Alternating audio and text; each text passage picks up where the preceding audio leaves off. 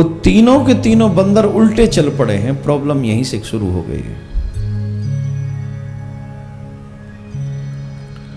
वो जो गांधी जी के बापू के जो बंदर हैं, वो तीनों बंदर उल्टे निकल पड़े।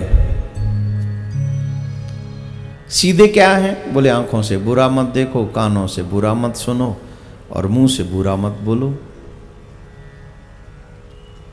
किसी और की नहीं, आप अपने ही ऊपर घटाइए, क्या ये सही हो रहा है? एक सेकंड के लिए सोचिए, क्या ये हमारे जीवन में घटित हो रहा है? जो कहा जा रहा है उसके उलट विपरीत किया जा रहा है। बुरा मत बोलो, आजकल लोग कहते भला मत बोलो। बुरा मत सुनो, कानों से वो जो वाइट सा तार होता है वो हट ही नहीं रहा है युवाओं के कानों से। 24 घंटे लगा के सोएगा भी तो भी लगा के, और उसमें वो देवी भागवत तो सुन नहीं रहा होगा, श्रीमद् भागवत तो वो सुनेगा नहीं। ऐसा नहीं है कोई नहीं सुनता, बहुत युवा सुनते हैं, बहुत युवा सुनते हैं, तभी तो ये कथा ट्रेंडिंग में भी रहती। 3 घंटे का वीडियो ट्रेंडिंग में होना, इट्स नॉट सिंपल थिंग। और एवरीडे की, इसका मतलब है काफी युवा सुनते हैं, बहुत युवा सुनते हैं। इसके बावजूद भी इससे ज्यादा कुछ और सुनते हैं।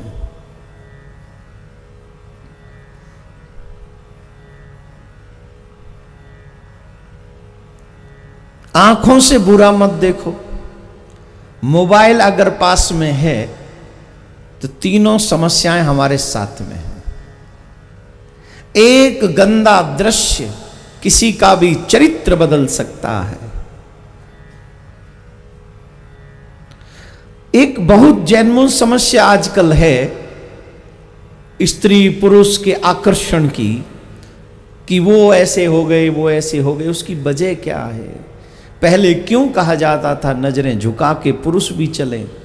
क्यों चलें? कि मुझे कोई गंदा दृश्य दिखाई न पड़ जाए। अगर मुझे गंदा दृश्य दिखाई पड़ा तो मेरा मन विचलित हो जाएगा और मेरा मन उस तरफ दौड़ पड़ेगा।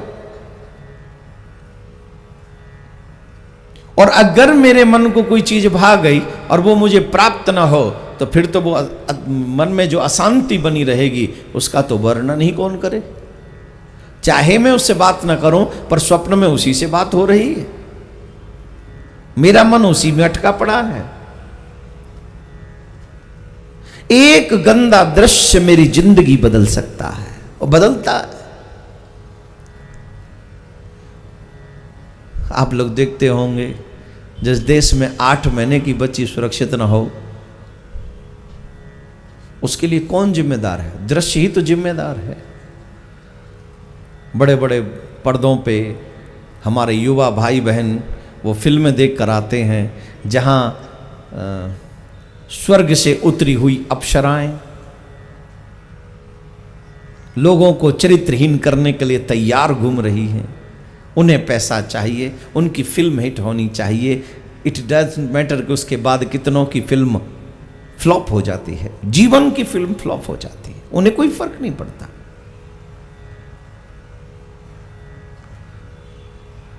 एक गंदा दृश्य देखने के बाद युवा बर्बाद हो जाता है। हीरो हीरोइन के पोस्टर हमारे रूम में आ जाते हैं, भगवान के पोस्टर उतार दिए जाते हैं। सुबह भगवान का दर्शन नहीं, इस हीरोइन का, इस हीरो का, वो भी कैसे? अगर माँ बाप से दूर हैं तो पोस्टर अलग टाइप के होते हैं, माँ बाप के साथ हैं तो पोस्टर अलग टाइप के होते हैं। यू नो वेरी वेल ये मेरा युवा है। अगर मैं गलत कह रहा हूं तो हाथ उठाकर यहीं बोल दीजिएगा कि आप गलत कह रहे हैं, और अगर मैं सही कह रहा हूं तो कुछ ऐसा जरूर कहिएगा जिससे और जो सुन रहे हैं उन्हें पता चले कि मैं जो कह रहा हूं वो सही है।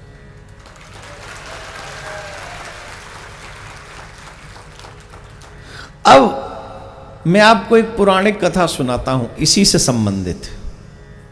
वैसे क्रम के अनुसार ये कथा बहुत पीछे रह गई है, लेकिन क्योंकि मैं चाहता हूँ कि वो युवाओं के काम में आ जाए, काफ़ी युवा बैठे हैं, तो जरूर बोलूँगा।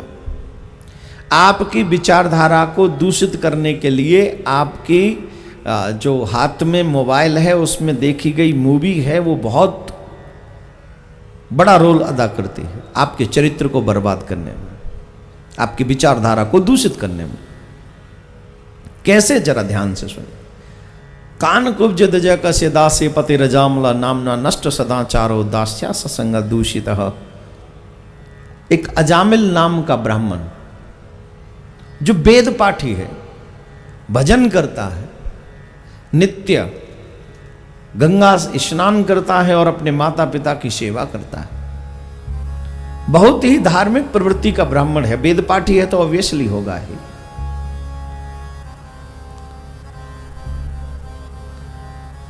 वो वेद पाठी ब्राह्मण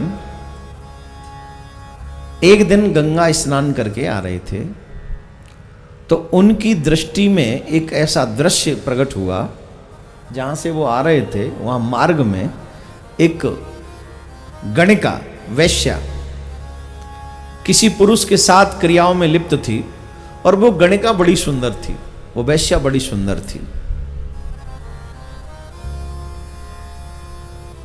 एक व्यक्ति ने बहुत अच्छी बात लिखी है और काम की बात है। सुंदरता तो चरित्र में होती है, सुंदरता तो चरित्र में होती है, वरना सुंदर तो वैश्या भी होती है।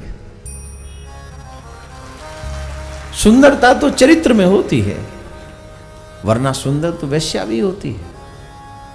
जिसका चरित्र सुंदर है वही सुंदर है। शकल का कोई फर्क नहीं पड़ता, शकल तो आज नहीं कल जला ही जाएगी चिता में, और चिता के बाद कोई शकल याद नहीं रखेगा। चिता के बाद अगर कोई याद रखेगा तो तुम्हारा चरित्र याद रखेगा। हाँ जी कि ना जी? हाँ जी। तो प्यारे,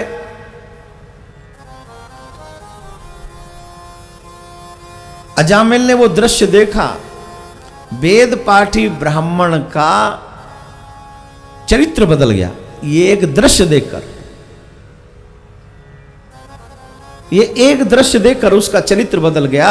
अब वो ये चाहता है कि ये स्त्री मेरे घर वाली बने,